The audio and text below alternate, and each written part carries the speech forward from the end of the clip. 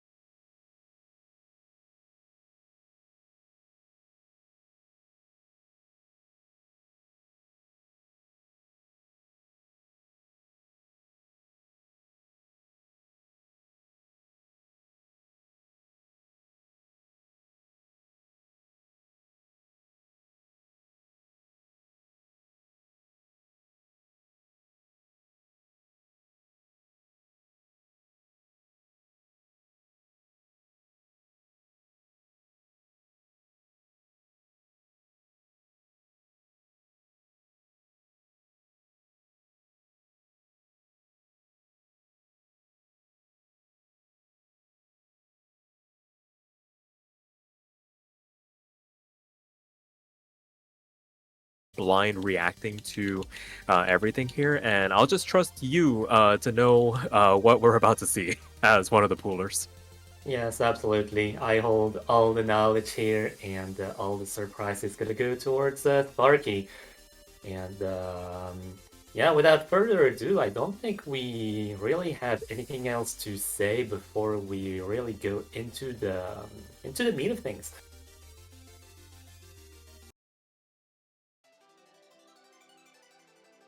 And so we start Rise number one with an old classic, I want to say.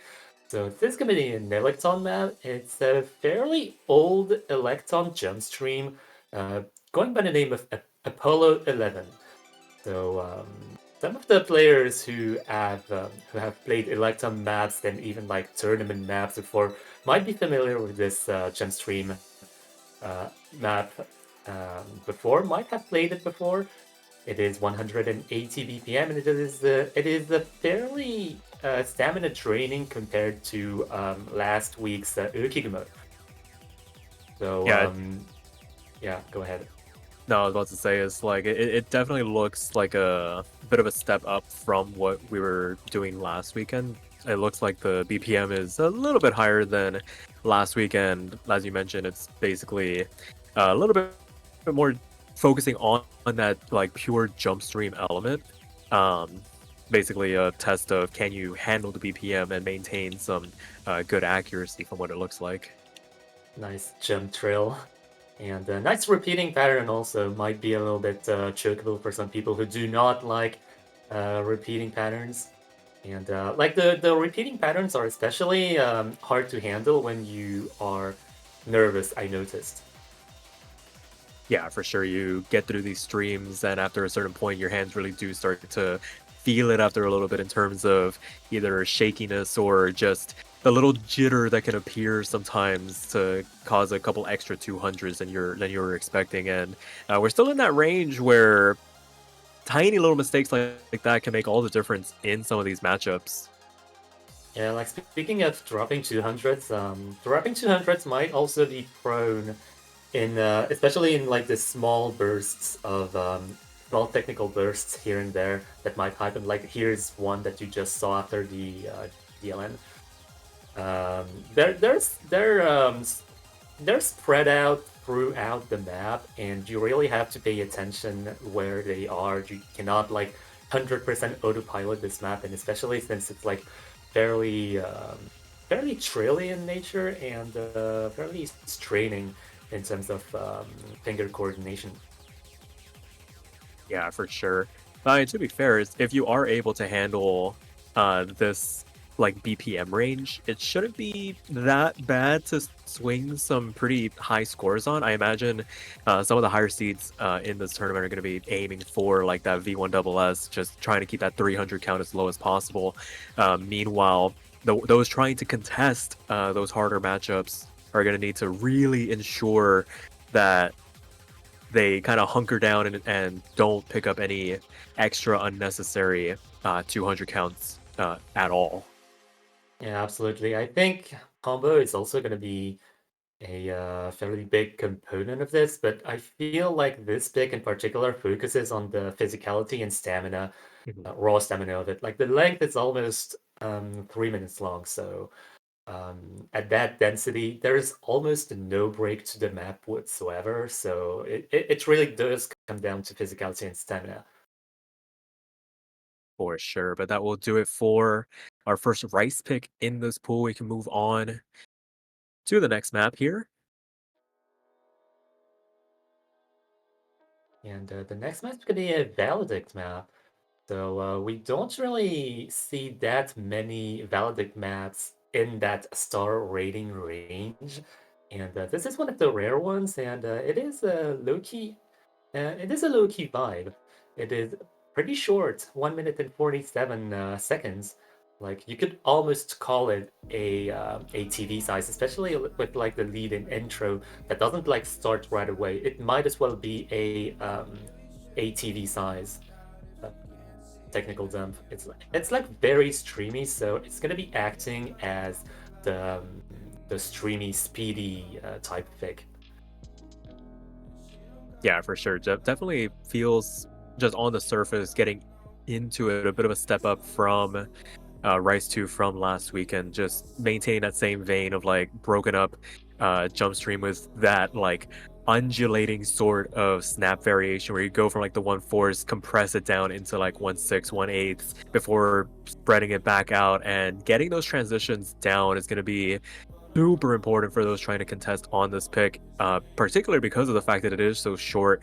It's going to really amplify any accuracy drops, going to lead to some pretty wild swings in score. You can find yourself just bleeding hundreds, if not thousands, of points over to your opponent just inadvertently through no fault of your own if you're not really dialed in uh, to those stream sections when they do appear. Yeah, I think like as much as accuracy is really important to maintain here, like the start and stop nature of the map does allow yourself to like stabilize yourself before the next stream comes up. But I think combo is going to be the most important thing to keep in mind and like to just maintain throughout the entire map. Like if you break combo once, you're gonna drip for like like uh, uh Yeah, I it's had just gonna bad ruin moments. your run. Like you're gonna have a V1SS double digit 300 count, one miss, say hello to like a 970k just by default, due to the Yeah, fact that there's not a lot of combo to go for on this map. yeah, absolutely. Like as you can see, like the amount of judgments, there's not even like 1,000 rainbow 300s in there. So Mhm. yeah, there's not even like 1,000 notes in the entire map. So yeah. But with that being said, we can move on to the next map in this pool. I imagine we're gonna just go down the list here. Rice 3, more than likely, and it's gonna be Deerstalker. Yeah, the Stalker, a pretty old, not so old map by Eclipse, but it is, I think, a fairly decent classic, I want to say. I do want to heed attention to the OD. OD9 is going to be it's going to be much more challenging to get good accuracy on than your average average rise picks. Well, so like the previous rise picks were OD8, I think for the most part, Mhm. and OD9 is going to be much more strict to get good judgments and a good core on. So don't be surprised if your score in training is quite lower than other picks. As far as the map goes, it is fairly technical, but in a pretty gimmicky way. You can see like the piano. It does follow the piano motifs and does incorporate some gnarly two-hand trails that are very chokeable and grace notes as well, very prevalent in piano tech. Yeah, and as you mentioned, with that OD9, it's just gonna make it all the harder to ensure that you're maintaining the ratio. I think you highlighted a really good point. Don't be surprised if the score is just a little bit lower. So no fault of your own. It's just the fact that the timing is a little bit stricter than you're used to on that OD8. I think the only map that went above that, I think we only had one going at like 8.5 last round. So those tiny little bits of milliseconds can make all the difference. As things in this map, for certain, has its moments where things kind of pick up, but you do get pretty lengthy breaks of downtime where you're not having to focus too hard. You just really got to respect when things start to slow down. It's like that 1/3 motif before going back into the 1/4. A couple of flams here and there, very easy to crush them inadvertently, and you will get punished for doing that. On OD9, where you could pick up a just 2 extra 300s than you were looking for, and I feel like the name of the game that we're going to be harping on for this round is that it really does matter. Matches can get decided by those 300 counts. As this one coming to an end a little bit longer than the previous one, but not the longest in the world. As we get to this outro, definitely got to watch out for those staircase runs, lest you find a break at the end, and that would be disastrous to say the least. Yeah, I do want to put the highlight on this ending. Like the ending is like much harder than the rest of the map. It's definitely an ending spike, and matchups can absolutely be decided on that ending alone. Mhm. You might still get like the rest of the map like pristine clean, but if you miss that ending, you might lose some big score. For sure. But with that being said, we can move on to the next map here. And it looks like it is going to be 2021. That's what, May 17th demo? Yeah, that's the idea here. So it's actually going to be a more modern pick compared to the previous ones that we saw up until now. It's going to be coming from Fola, one of the mainstay modern mappers, I want to say. It's going to be providing us with a style of mapping that we do not like really see that often in tournaments from them. It's going to be fairly jump stream oriented, but it's going to not be just your regular jump stream. It's going to be very gimmicky and very I want to say very structured, like rigidly structured jump streams and streams. The snaps are gonna be very straightforward. Like you could almost consider it as a jump stream map, but as you can see, like the patterning is nothing like your training jump stream. So it's a very unique pick. Yeah, right now it feels like it's just structured off of like implied jump trill, where you're kind of shifting back and forth between your right hand to your left hand in the overall stream structure. So might pose a little bit of a difficulty for those that don't have consistent hand movements throughout here, especially when you get to these like dedicated like one hand sections. Keeping things in check and under control will be very important as we continue on into the last third here, and that motif begins to repeat itself once again, just alternating hands throughout with a couple of bursts here and there, a couple of flams as well to kind of keep you on your toes. But if you're able to handle that first section, I imagine this just being a tiny bit more of a reprisal of that first half to try and close this out here as we get this tiny bit of a technical breakdown. Yeah, the polyrhythm is actually pretty gnarly to handle. Oh, this middle trail is like also really funny. And I do want to say that the one-handed sections in the breaks are especially chokeable. Like, especially if you're like in full focus during your match and it's like a crucial point that you have to win, you might just lose your spaghetti literally on those one-hand interactions. This map is really unique. I do recommend you try it for yourself to see how it feels on your fingers. For sure. But here we go with another. I think this is. I'm not sure how big the map pool size. Are we increasing best of at this round, or is it next round? It's from Yeah, best we of 7 to are best of 9. actually. Yeah, we are actually increasing the best of count here. So we are going to have 6 rises, and we are going to have an extra hybrid.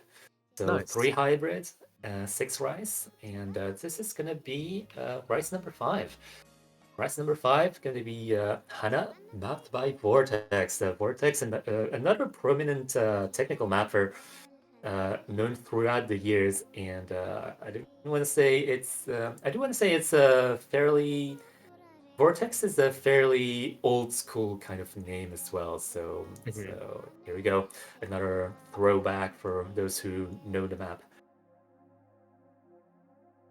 Right now we do have the intro before the map actually begins, and afterwards we can notice that the map is going to be fairly mini jack oriented. At 162 BPM, we are definitely amping up the physicality, and some of those triple jack interactions are definitely going to be something to handle at 162 BPM. OD 7.6 is going to be a little bit more lenient in terms of accuracy, but this map is definitely challenging.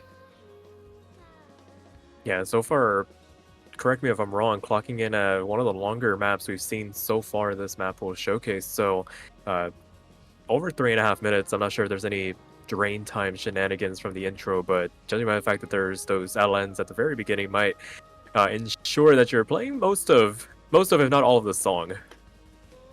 Yeah, like Did you just see like that split trail with the mini jacks? That looks like the hardest interaction in the map by far for me personally. Like there's a lot of coordination involved in there, and I do think it's gonna be one of the most challenging picks to maintain a full combo on.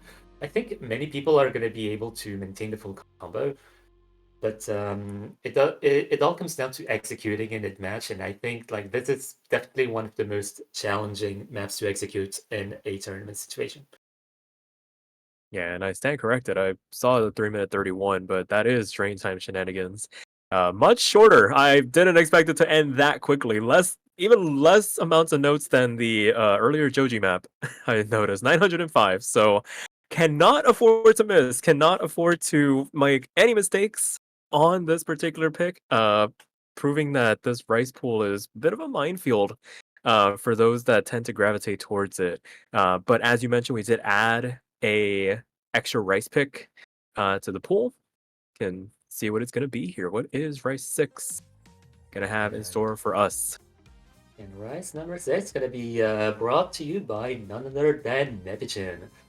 So Neptune is gonna be bringing us something by the name of Snow Parade at 109 BPM. It's gonna be another technical pick. Another technical pick, but well, I wouldn't say technical, but I do think it's like less technical and I guess more streamy and more stamina consistency oriented than the rest of the maps. So this one is going to be actual real dream time here.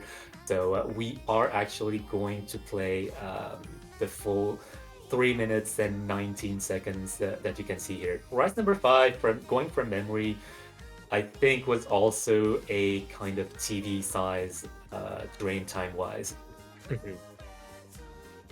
Yeah, this one already proving to be a bit more free flowing in terms of interpretation in the mapping. Very, I don't want to say dumpy in terms of how much you're having to play in reference to what's going on in the music, but it is very uh expressive in terms of just how dense it can get despite no real like focus to kind of anchor yourself into. So if you're one of those that likes playing these maps that let you kind of just let your fingers run without any real like centering point, this might be the pick you want to gravitate towards. But if you're one of those that needs like that consistent like downbeat or like anchor in the music to correlate where the notes are, I wouldn't be surprised if players started to or gravitated towards this to be their potential ban in this pool.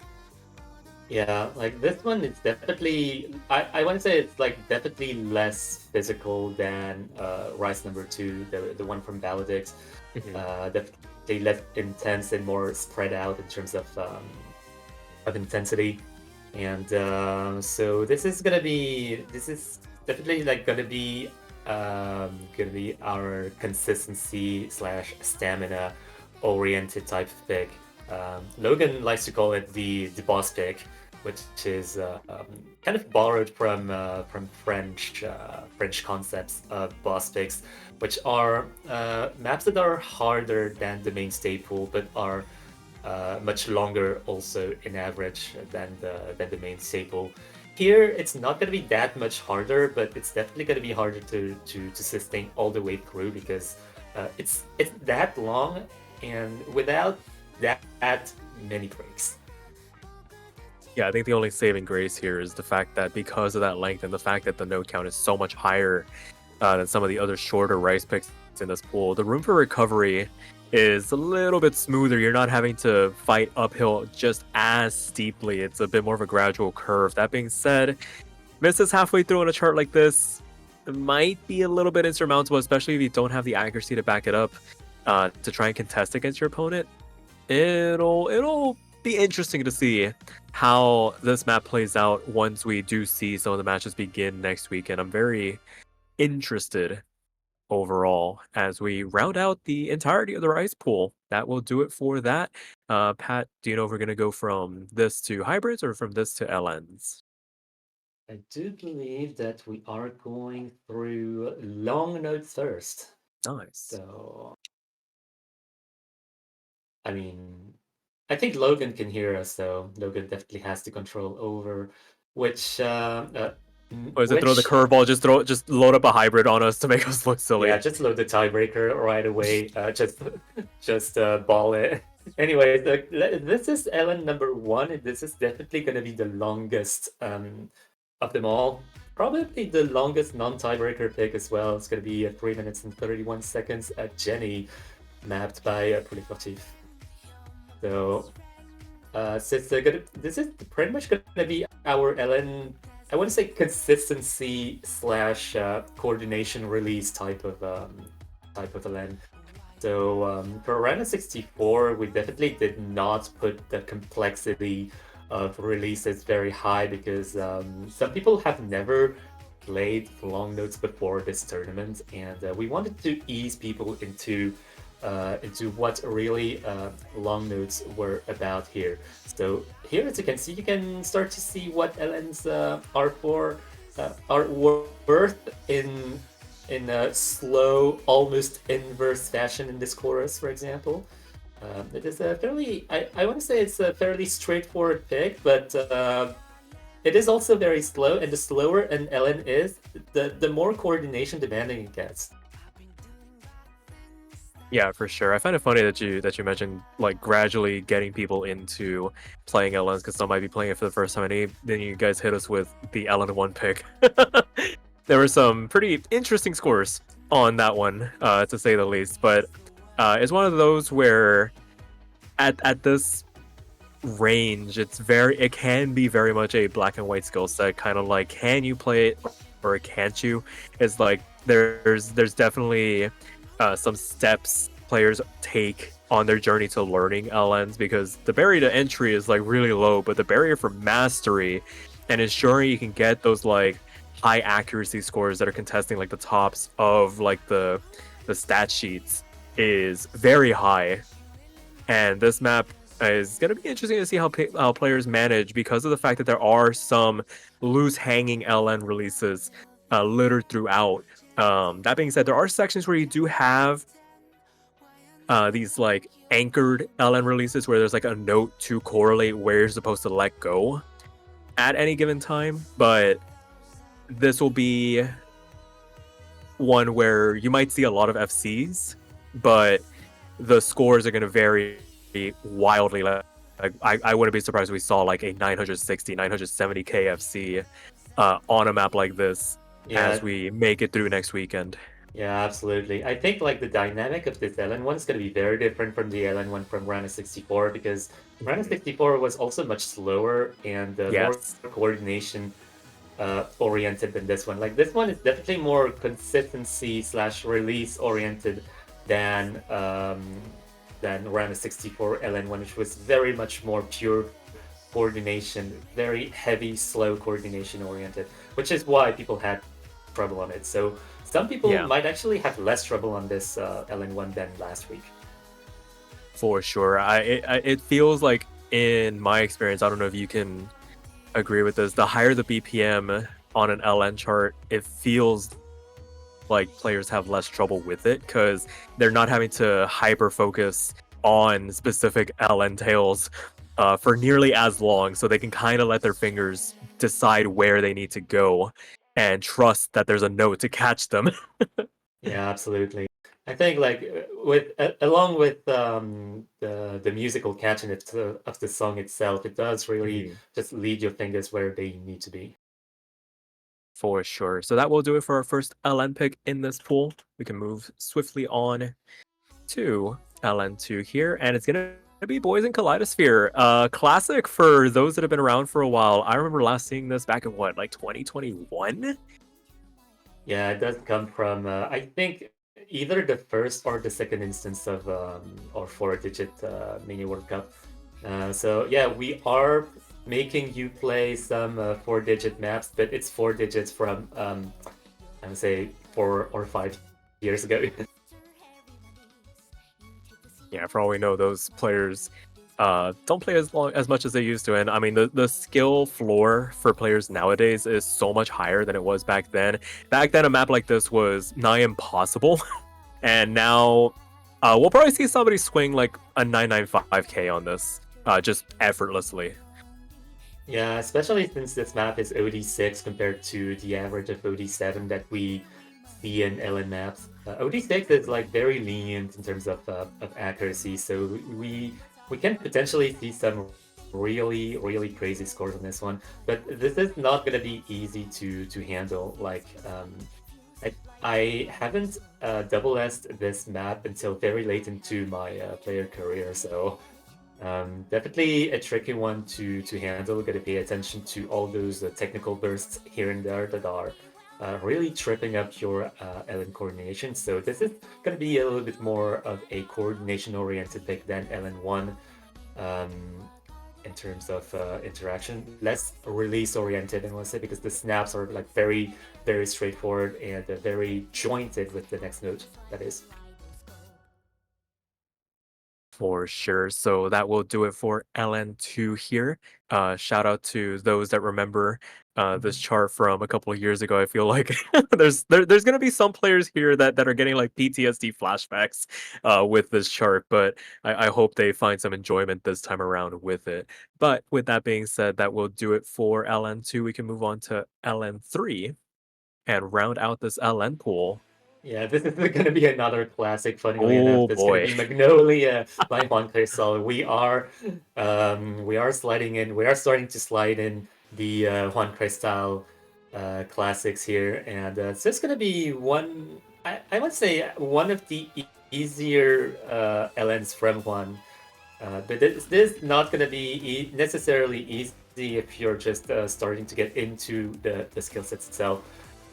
Again, this is going to be another OD6 pick. So definitely going to be more lenient towards people who do not necessarily master at an accuracy, which is very hard to master, mind you. So this is going to be a little bit more of a wild card, kind of a mix between having and then release elements and then some strong coordination, kind of typical of Juan Crystal maps, really. Yeah, Juan really does have a knack for being able to alternate between coordination sections and still sprinkling in that little bit of a release element that keeps you on your toes. You're not able to kind of dial into like straightforward like 1/4 releases through most of these sections. You have those like hanging LNs where you need to really make sure that you're trusting when you're letting go, lest you drop like inadvertent 200s here and there. And this will be another one of those maps where we'll see those like 970, 980k FCs on this because of the fact that it's rhythmically not the hardest in the world, but getting that like sharpshooter accuracy like we see so many players do on Rice charts is going to be so far and few between that we could see players gravitate towards this. That being said, all three of these LN charts definitely feel less. I don't want to say like there's no real clear cut one that players would want to like gravitate towards. I feel like a lot of people just straight up banned LN1 just reflexively because of what was being asked of them last week.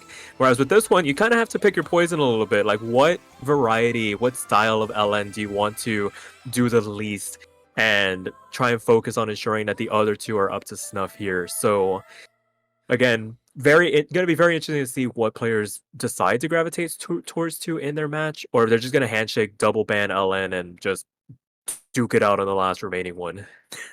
Yeah, it's going to be interesting to see which LN ends up being the most favored and the least favored among them all, because we do know that LN is going to be attracting a fair amount of bans, as they always do. And if there's no SV, then the LN is going to be the next target, of course. For sure. But with that being said, that will do it for the LN pool. It is now time for the hybrids of this pool. And as you mentioned, we do have an extra one here just for good measure. We're going to start things off, though, with Sayonara Heaven.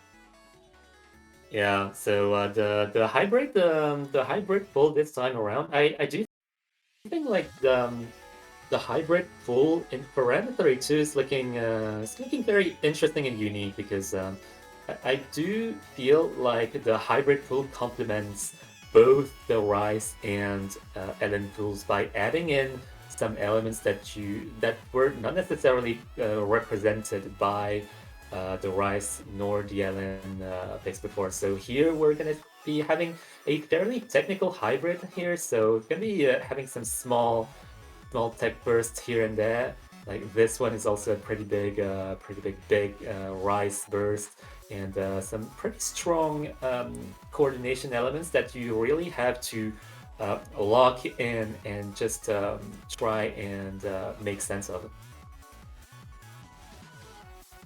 Absolutely, and clocking in just shy of that 2-minute mark as well.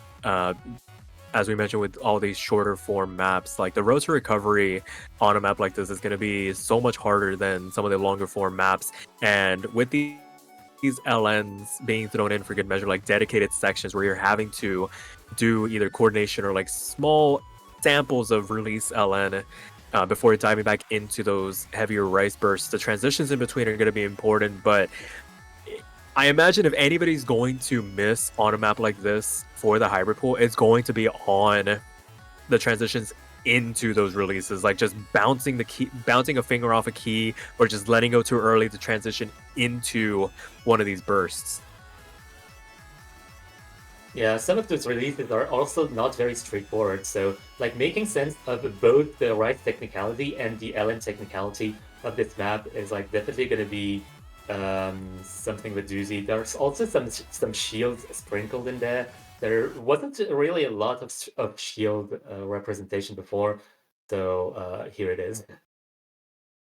Yeah, just small little pieces here and there. And I mean, that's just with the nature of these hybrid charts where you kind of run out of columns to put things in. So that's where you start getting those like shield reverse shield patterns just innately. So that will do it for hybrid 1. We can move on to hybrid 2 here. Alright, so Hybrid 2 is going to be brought to you by none other than Epic Man 2. EM2 stands for Epic Man 2. Indeed, it's going to be the guest difficulty for Utsushi no Shoujo. I actually don't remember this map, so we're just going to be rolling with it. So I do think it's going to be a little bit more straightforward than Sayonara Heaven. It's gonna be less technical and it's gonna be more straightforward and more, I guess, more intensity driven than Sayonara Heaven.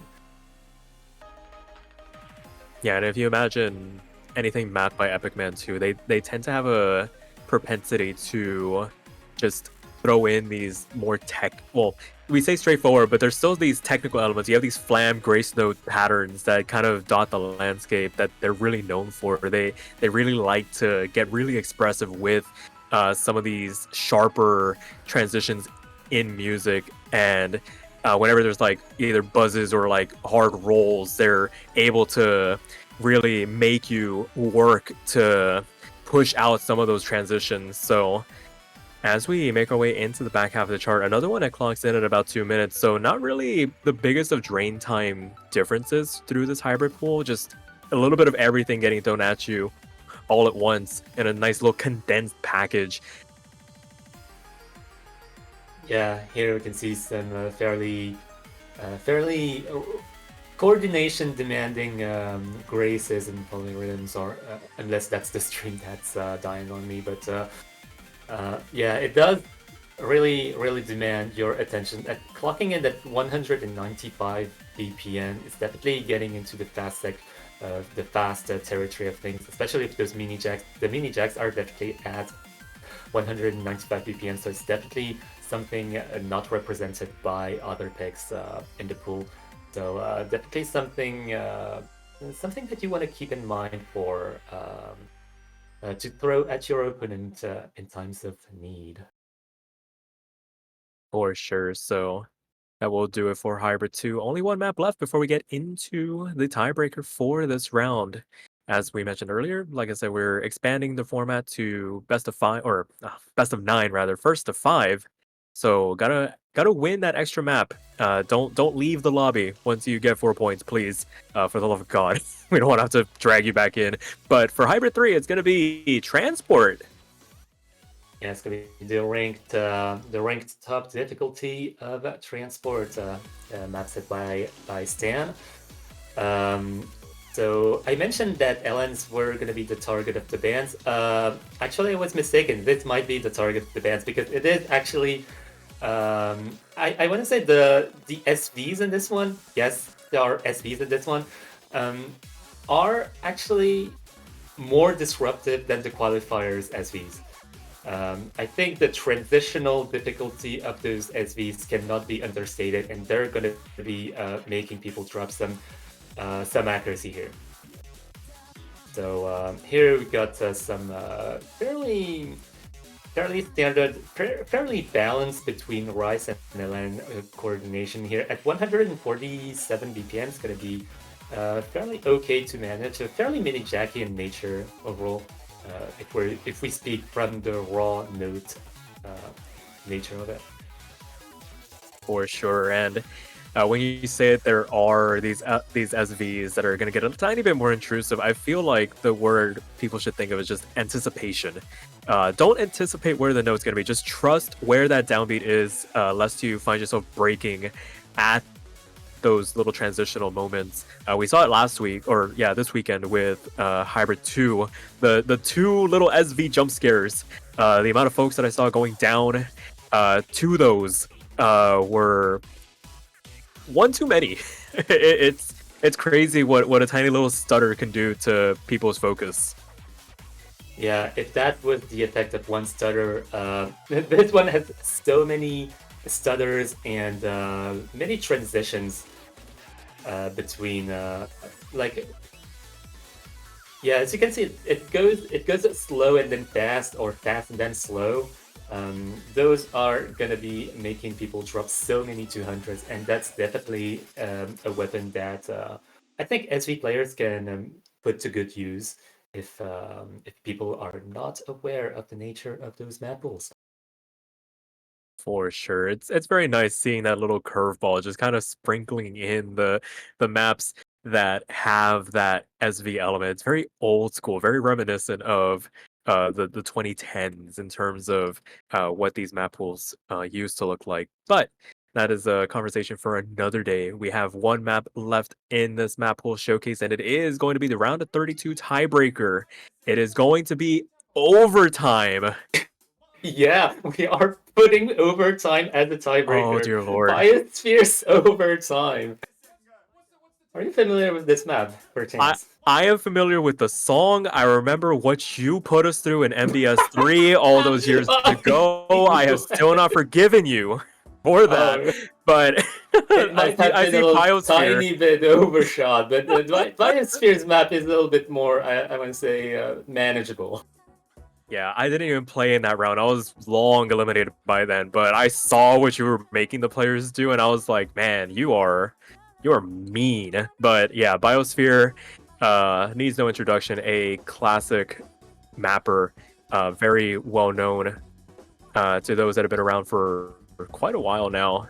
As we get this map underway, longest one by about a full minute, and definitely a step up in terms of what's going to be expected for the players as we transition our way into the middle portion of this tournament from round of 16 onwards. I imagine as a player, I don't know what the maps are going to be, but knowing how you guys like to scale things from tournaments past, it really does start to ramp up from this point onwards. So, got to make sure that the players making it to the round of 16 are able to handle some of the things that are coming down the line here. Yeah, I think like this map is very interesting to put as a tiebreaker. Like as we said, I think we said that we mentioned that last week.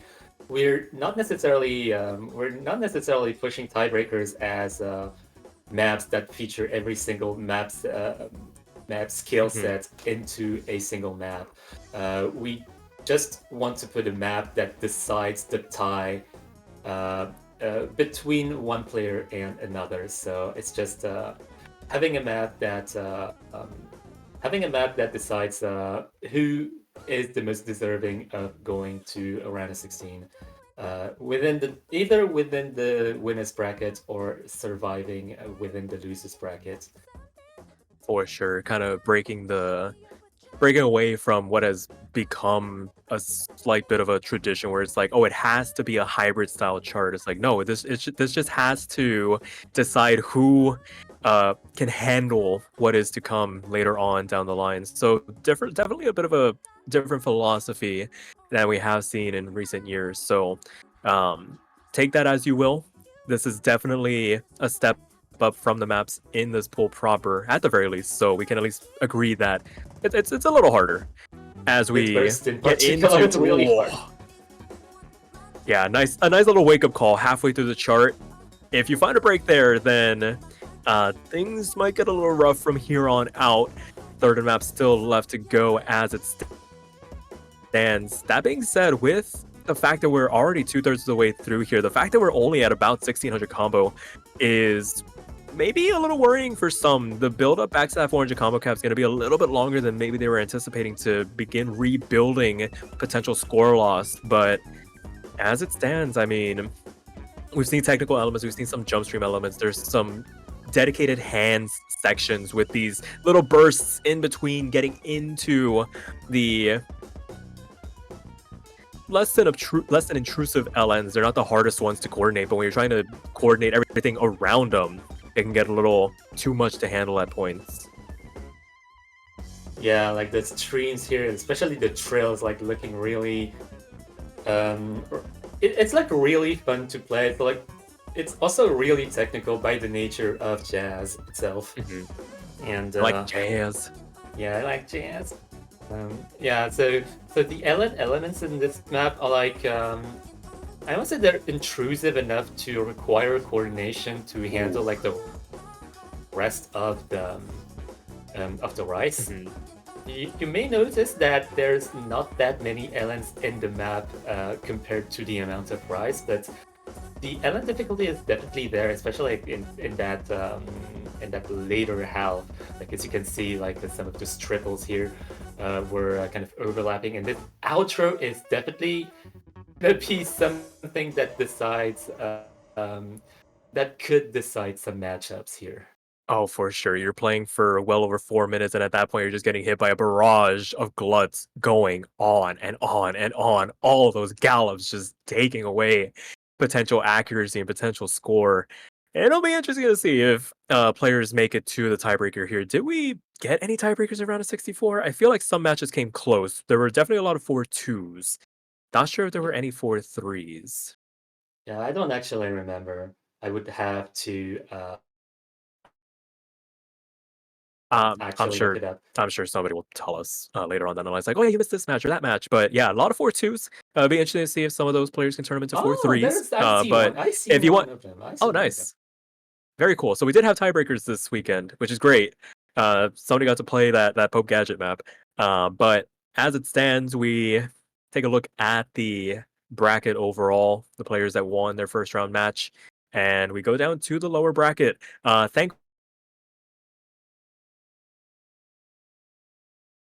Was in the losers bracket. That'll be a conversation for next weekend when you guys need to play your second match to make it through to round of quarterfinals and beyond, something like that. But we'll talk about that and everything once we get to it, because it's pretty complicated, especially if this is your first tournament dealing with conditional matches. We want to make sure that you are more than prepared. We don't want anybody missing out on advancing in this tournament because they forgot they had a second match. But you don't have to worry about it this week. We're good. You only got one.